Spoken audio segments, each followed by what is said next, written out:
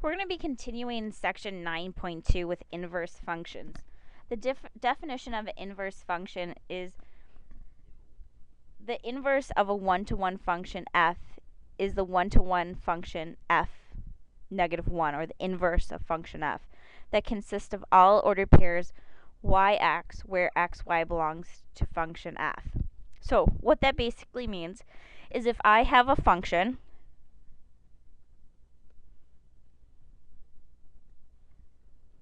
let's say y equals x plus 1, and we know if we make a t-chart, and I have 0, 1, 2, 3, y would be 1, 2, 3, 4. Well, the function, or the inverse function of this right here, would be just switching each of the x, y's. So the inverse function of this, so let's change that to actual function notation, f of x. So the t-chart for f, the inverse of function f, would be 1, 0, 2, 1, 3, 2, and then 4, 3. And we'll talk about in just a few minutes what that equation inverse would actually look like.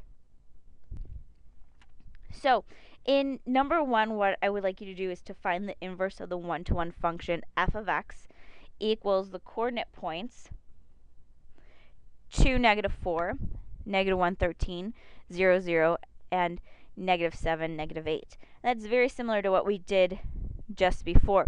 So the inverse of x, or function f, would be negative 4, 2, because what we're doing is we're just switching the x and the y's.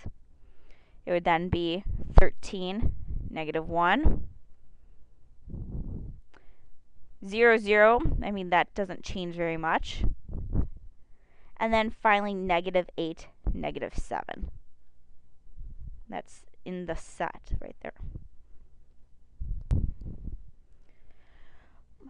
Individually with the coordinate points, that's what happens, and it does happen throughout the graph where we switch the x and the y. Well, how do you write the equation for that? Well, if you think of what a function is usually f of x, or the function of x, replaces with y. So if y equals x minus 6. Well, if it's an inverse, remember we just talked about how you switch the x and the y. So if I'm trying to find the inverse of that equation, I'm going to switch that around. It's going to be x equals y minus 6. And then we're just going to solve for y. Y equals x plus 6. And since we switch those around, this is actually the inverse function of x. Try doing that with number 3. Pause the video and switch the functions and the x and the y, and find the inverse of f of x.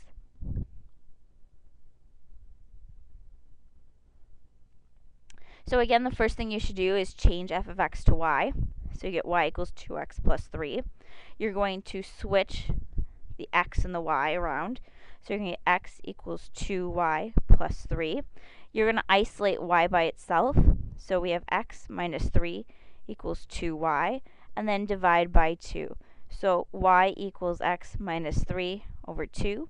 And again, that's the function inverse.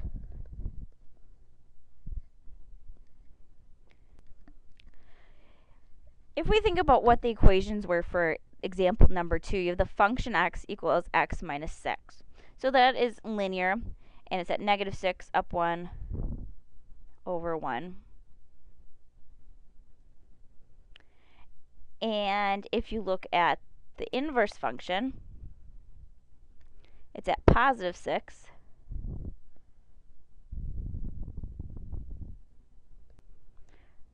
up 1 over 1 as well.